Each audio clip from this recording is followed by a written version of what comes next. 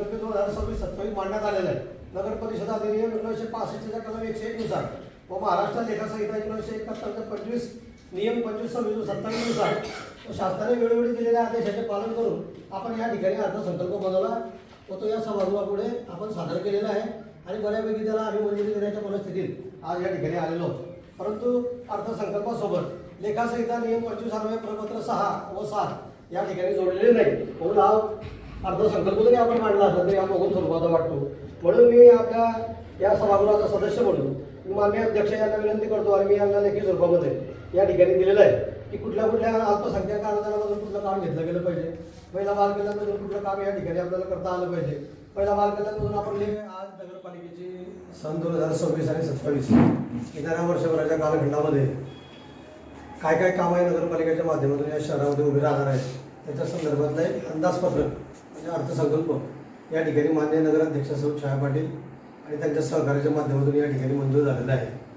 खरं म्हणजे डिसेंबर महिन्यामध्ये अर्थसंकल्प हा स्थायी समितीमध्ये आला पाहिजे आणि स्थायी समितीच्या शिफारशीनंतर मग तो सर्वसाधारण सभेमध्ये आला पाहिजे असं अपेक्षित होतं. परंतु साधारणपणे डिसेंबरपर्यंत निवडणुका झाल्या आणि डिसेंबरच्या नंतर मग त्या ठिकाणी नगरपालिका स्टँड होण्याला वेळ लागल्यामुळे हा अर्थसंकल्प आज डायरेक्ट सर्वसाधारण सभेमध्ये मांडण्यात आला. खरं म्हणजे अर्थसंकल्प मांडत असताना नगरपालिकेचे मुख्य अधिकारी असतील किंवा लेखापाल असतील या लोकांनी नगराध्यक्षांशी या ठिकाणी चर्चा करून या ठिकाणी हा अर्थसंकल्प मांडला पाहिजे होता आणि त्याला सभागृहाची मंजुरी घ्यायला पाहिजे होती. आज सभागृहामध्ये मांडलेला जो अर्थसंकल्प होता हा अर्थसंकल्पाचं वाचन यावेळी आमच्या नगरपालिकेचे रोखपाल श्री सूर्यवंशी यांनी वाचन केल्याच्या नंतर त्या ठिकाणी काही आक्षेप मी त्या ठिकाणी घेतले. खरं म्हणजे नगरपालिका अधिनियम 1965 कलम 101 नुसार म्हणजे महाराष्ट्र लेखा संहिता 1971 नियम 25-26-27 नुसार या ठिकाणी अर्थसंकल्प हा मांडला पाहिजे. नगरपालिकेचा अर्थसंकल्प मांडलेला होता. 274 कोटी रुपये कसे येणार आहेत आणि कसे खर्च होतील अशा प्रकारची त्या ठिकाणी अर्थसंकल्पामध्ये संपूर्ण मांडणी केलेली होती. परंतु माझी आणि आमच्या गटाची अशी मागणी होती. आम्ही नगराध्यक्षांना ती मागणी लेखी स्वरूपामध्ये या ठिकाणी कळवली आणि त्यांना असं सांगितलं की लेखा संहिता 1971 जे आहे त्याच्यामधला जो नियम 25 आहे त्याच्यामध्ये प्रपत्र 6 आणि 7 या ठिकाणी जोडलं गेलेलं नव्हतं. आपण विचाराल की प्रपत्र 6 आणि 7 म्हणजे काय, तर प्रपत्र 6 मध्ये या ठिकाणी कुठले कामं या वर्षभराच्या कालखंडामध्ये नगरपालिकेच्या क्षेत्रामध्ये होणार आहे त्याची माहिती असणं गरजेचं आहे. तर म्हणजे अर्थसंकल्प हा मोहन स्वरूपाचा नको, कारण या अर्थसंकल्पावरती पुढच्या वर्षभराच्या काळामध्ये यावरच्या शहराच्या नागरिकांना आपण स्वप्न दाखवतोय आणि हे स्वप्न कशा अर्थाने पूर्ण होतील याचा त्या ठिकाणी नावानिशी बोध होणं आवश्यक असल्यामुळे त्याच्यामध्ये आपण सूचना या ठिकाणी सुचवलेल्या होत्या. आताच आपल्याला माहिती की गेल्या सभेमध्ये यावल नगरपालिकेच्या सभागृहाने सर्वानुमते या ठिकाणी लाडकी लेक योजनेचा समावेश या ठिकाणी लाडकी ज्या घरामध्ये मुलगी जन्माला येईल तिला या ठिकाणी प्रोत्साहन आणून देण्याचा निर्णय घेतलेला होता. परंतु त्याची तरतूद या ठिकाणी अभियानामध्ये या अर्थसंकल्पामध्ये दिसत नव्हती. दिव्यांग बांधवांना 5% निधी वितरित करण्याचा या ठिकाणी नगरपालिकेच्या उत्पन्नामधून जो नफा असतो त्याच्या 5% आपण दिव्यांग बांधवांना या ठिकाणी वितरित करतो. त्याची देखील या ठिकाणी या अर्थसंकल्पामध्ये कुठल्याही प्रकारची तरतूद करताना दिसली नव्हती. म्हणून आपण ते देखील सभागृहाला या ठिकाणी लक्षात आणून दिलं. त्याचबरोबर 5% निधी हा शहरातला आर्थिक दुर्बल घटक आणि मागासवर्गीय घटकांच्या विकासासाठी त्या ठिकाणी खर्च झाला पाहिजे अशा प्रकारची भूमिका आपण त्या ठिकाणी मांडली आणि त्याला सभागृहाने मंजुरी दिली. महानगर थर योजना जी आहे राज्यस्तराची त्याच्यामध्ये 187 कोटी रुपयाची तरतूद या ठिकाणी करताना दिसत होती. परंतु 187 कोटी रुपये कसे येणार आणि कुठे खर्च होणार याच्याबद्दल कुठल्याही प्रकारची माहिती त्याच्यामध्ये नव्हती. म्हणून आपण सभागृहाच्या माध्यमातून नगराध्यक्षांना विनंती केली की आपण या ठिकाणी महानगर उत्थान योजनेमध्ये कुठल्या कुठल्या कामाचं कसं बायफर्गेशन करणार आहे. मग त्यानंतर त्या कामामध्ये 56 कोटी रुपये ज्याला प्रशासकीय मंजुरी राज्य सरकारच्या माध्यमातून या ठिकाणी शेडगाव बॅरेजच्या योजनेला मिळालेली आहे. काम त्या ठिकाणी सुरू आहे आणि म्हणून येणाऱ्या वर्षभराच्या कालखंडामध्ये 56 कोटी या नगरपालिकेत येणार आहे. त्याचबरोबर भुयारी गटाची जी योजना सर्वात मोठी आमच्या स्वप्नातली एक योजना होती.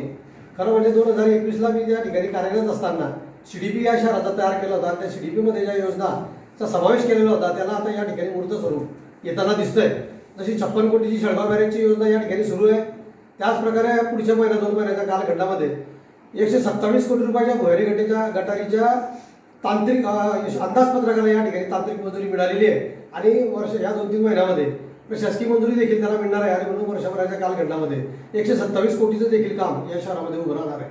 आपल्याला वाटत असेल कदाचित नागरिकांना वाटेल 274 कोटी रुपयाचा अर्थसंकल्प झाला कसा, तर या योजना आहेत ज्या CDPमध्ये आम्ही पूर्वीच्या कालखंडामध्ये माझ्या नेतृत्वाखाली ज्यावेळेस नगरपालिकेमध्ये आम्ही सारेजण काम करत होतो त्यावेळेस त्यावेळेस आम्ही CDP तयार करून या योजनेचा समावेश त्याच्यात केला होता आणि त्या योजनेचा समावेशाला कामाला अजून सुरुवात झालेली असल्यामुळे हा अर्थसंकल्प या ठिकाणी झालेला आहे. नगरपालिकेच्या मागच्या सभेमध्ये क्रीडांगण विकसित करण्याचा विषय आपण घेतला, त्याच्यासाठी 4 कोटी रुपयाची तरतूद आपण या अर्थसंकल्पामध्ये या ठिकाणी केलेली आहे. आक्षानगर बरोबर आमचा मायनॉरिटीचा मुस्लिम बांधवांचा भाग आहे, त्या ठिकाणी देखील अल्पसंख्याक योजनेतून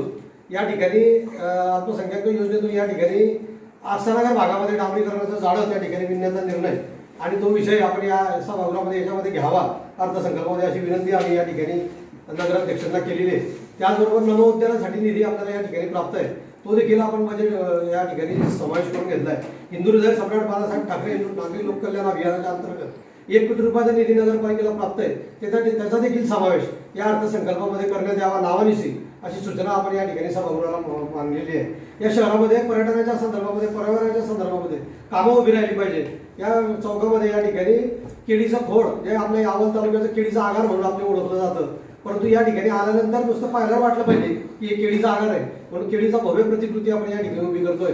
शेतकरी दाम्पत्याची प्रतिकृती आपण या ठिकाणी चौकात उभी करतोय, त्याची देखील नावानिशी तरतूद या अर्थसंकल्पामध्ये झाली पाहिजे अशी सूचना आपण या ठिकाणी सभागृहात मांडली आणि सभागृहाने या ठिकाणी मंजूर केलेली आहे. त्याचबरोबर विस्तारित भागातील पुण्यनगरी भाग, बालाजी सिटी, त्याचबरोबर ओमनगर भागामध्ये या ठिकाणी रस्ते आणि गटारी त्या ठिकाणी बांधले गेले पाहिजे अशा प्रकारची तरतूद आम्ही केलेली आहे.